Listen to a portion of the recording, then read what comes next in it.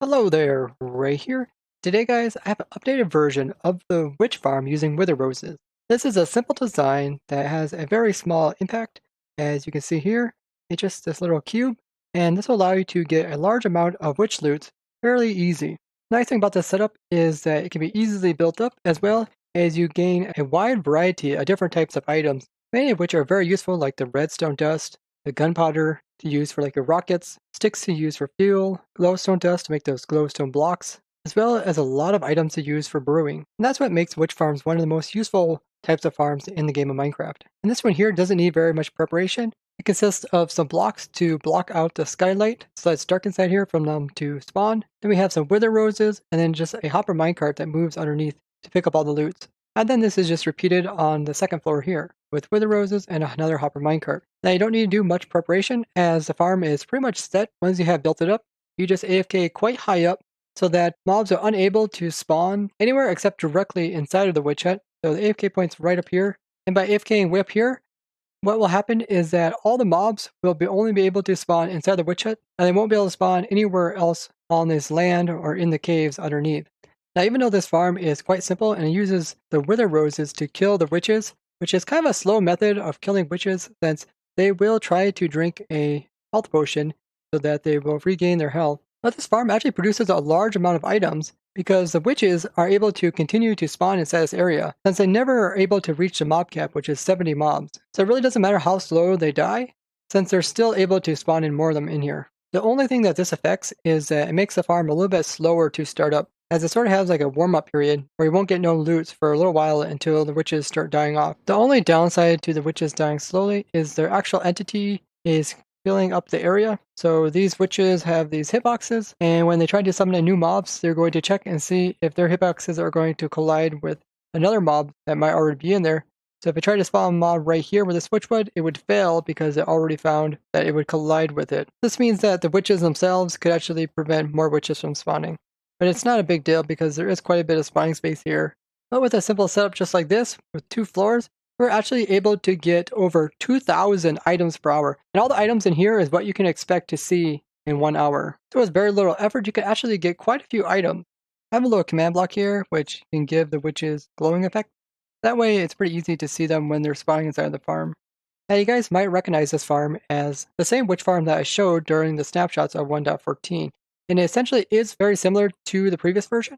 One thing that they did change is they made it so that wither roses cannot be placed directly on top of hoppers. In the previous design, I just had a hopper here, and I had some wither roses sitting on top of it. And the witches could spawn on the hopper, and then they would die from the wither roses, and they'd just pick up their loot, and it was really simple. But now they changed it so that you cannot place wither roses on any type of block. They have to be on certain type of blocks, similar to most types of flowers.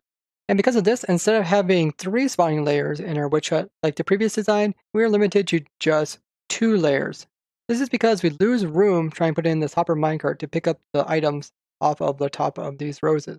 Now the last farm produced well over 3,000 items per hour. So this farm does produce a bit less just because it's only 2 layers, but they also did some changing to do with the way that mobs spawn. To build this up is not too hard. You just need a bunch of stairs to block the light so you can run this during the daytime as well as night. We also got some slabs up here. This is just so mobs don't spawn up here as well as they keep it nice and dark inside. The floor of this is consisted of dirt or any type of block that you put wither roses on top of, as well as a bunch of wither roses. I'll take about 2 stacks of wither roses to fill in both these layers. And if you guys want to know how to get all these wither roses, I made a couple of different types of wither rose farms, and these farms aren't too hard to do. So if you actually spawned in a wither into your world, you should also have the ability to get all these wither roses. And I'll link my wither rose farm down below. So before you go ahead and turn a wither into like a beacon, make sure to go ahead and grab some wither roses. And the other materials of this farm aren't too difficult. We just got some blocks down here and some rails. You don't need to have all these power rails, just some so the minecart will make it from one end all the way to the other. And you don't have to use redstone blocks down here. There's actually enough room, since we're only building with 2 layers instead of 3, that you can put an extra layer of air down here and put the levers underneath. And the second layer is exactly the same, as you can see here. And then on either layer, we just have a simple hopper minecart unloader. So it just comes up here. If it has items, it will pause the rail and let it unload. Then all the items are collected over here into some chests. So when you're building this up, the first layer of the witch farm, where we want the spawning floor to be, is 1 layer above the roof. So here you see that we have this dirt, which is a spawning floor. If I just remove this, you can kind of see it. you'll find it so that the witch hut roof will be right here.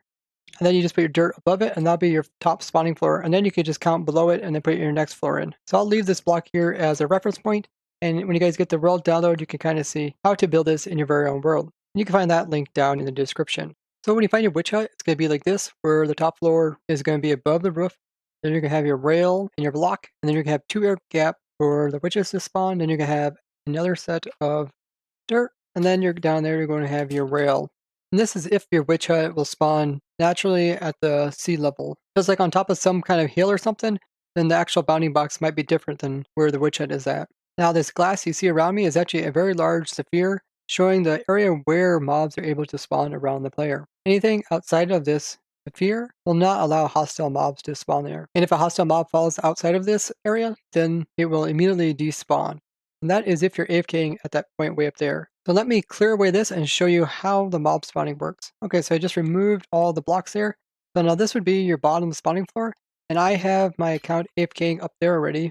If I go ahead and set it to night, mobs will be able to spawn here. And if I go into spectre mode now, all the mobs are based off of the AFK point, which is way up there.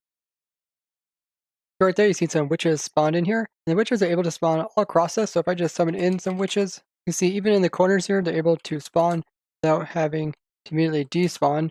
And pretty much anywhere mobs can spawn inside a sphere, it won't immediately despawn. But if a mob would happen to be spawned directly inside this glass here or a little bit lower, which normally mobs wouldn't spawn there, but let's say one would fall through this area, you see immediately, as soon as it goes through the glass, it will instantly despawn. So this is the ideal level for having the witch farm.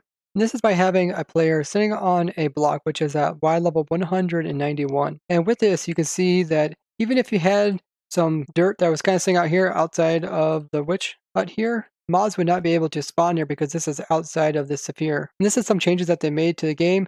So before it used to be mobs would spawn all the way around the player in these loaded chunks. Then they would remove all the mobs that were 128 meter radius from the player. But this was causing a lot of lag because mobs would spawn out there and then they would have to despawn. So then they finally fixed it so that mobs will only spawn inside the sphere. And this actually helps quite a bit with the lag. This means by AFKing at that position there, you don't have to worry about mobs spawning outside the farm, as long as there's nothing inside of this sphere here. So if you have like a big huge mountain kind of near the witch hut, then you have to light it up. But like this witch hut here, which is pretty much sitting inside of a normal looking swamp, really doesn't have any problems whatsoever. It makes it very easy to build up this farm. You don't have to dig any kind of perimeter, or you don't have to flood anything, or you don't even have to light anything up.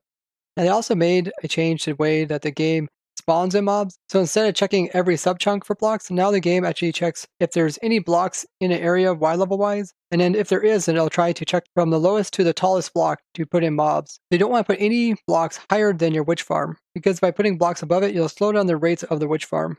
So the AFK player is not AFKing in the center of the farm, we're actually AFKing just outside of the farm, and that way the block that's used for the player to stand on is not affecting the mob spawning, yet the player is pretty close to the center of the farm, that way the witches will only spawn in this area. This makes it really easy as a startup witch farm. I'll also provide this world in the description so you guys can look at it in more detail.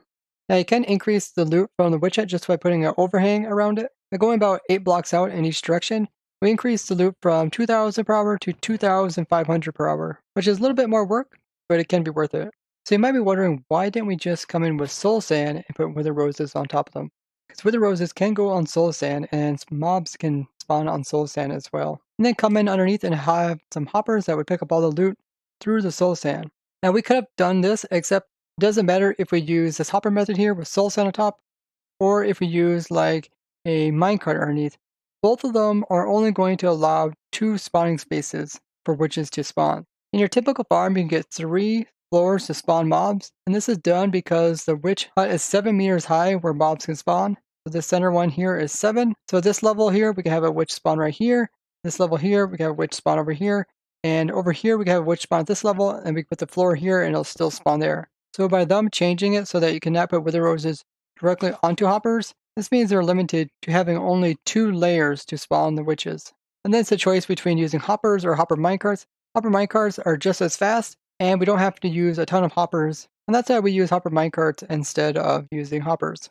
Now we actually designed this farm during the Twitch streams that we have, and we had quite a few guys help us build this up, including a Squared, Cube Karate, Farmer Joe, Grandma Mommy, Manrock, Safety1, as well as Techman88. And designing and building this farm with you guys during our Twitch streams is always a lot of fun. If you guys like to come on the server and help design new farms, you can find my streaming schedule on my Twitch channel down below. A nice little witch farm to set up that doesn't take up too much room and produces a lot of great resources.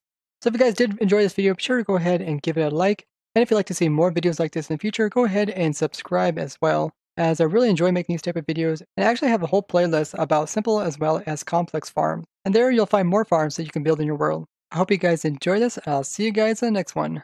Bye!